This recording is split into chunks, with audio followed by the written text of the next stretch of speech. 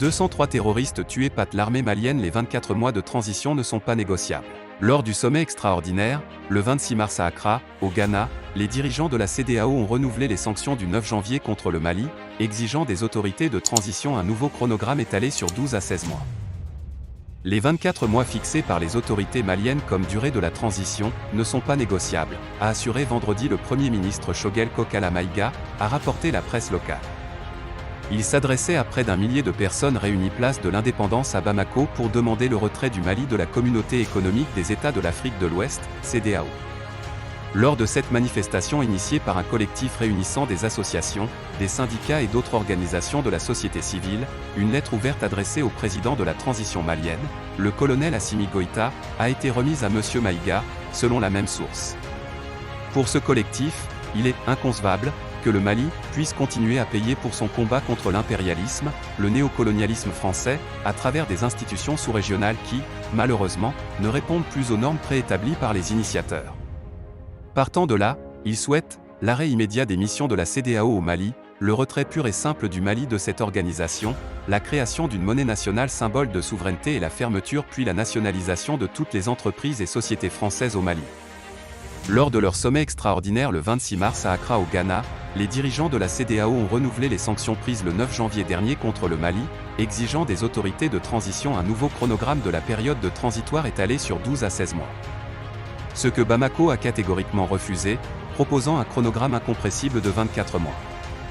Après le changement anticonstitutionnel du 18 août 2020, une transition politique avait été lancée le 15 septembre suivant pour une durée initiale de 18 mois, laquelle est arrivée à échéance le 27 février dernier. Entre-temps, depuis la rectification du 24 mai 2021, les autorités de transition sont engagées dans des négociations avec l'organisation sous-régionale, soutenue par la communauté internationale, pour une prolongation du délai initial.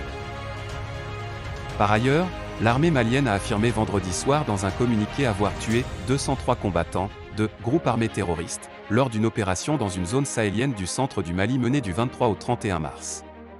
Cette opération, de grande envergure, qui s'est tenue dans la zone de Moura à 17 km au nord-est de Kouadjourou dans le cercle de Djenné, a permis d'abattre 203 combattants de groupes armés terroristes, outre l'interpellation de 51 personnes et la récupération d'importantes quantités d'armes et de munitions, indique l'armée dans son communiqué.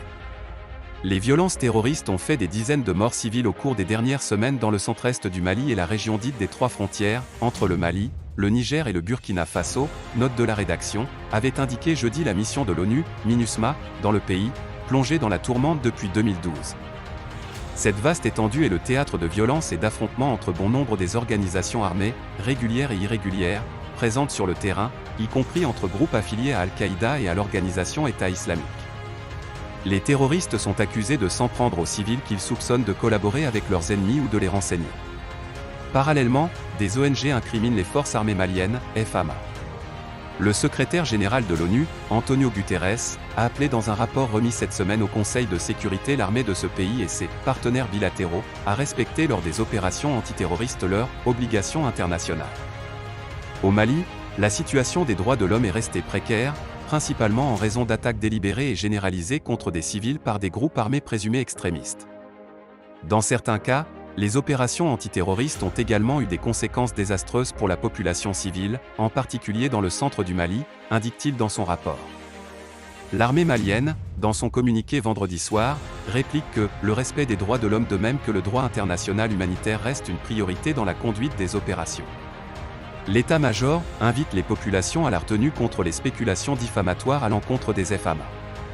Près de 18 000 personnes sont arrivées au Niger après avoir fui de violents combats dans le nord du Mali opposant différents groupes armés, a annoncé vendredi l'ONU.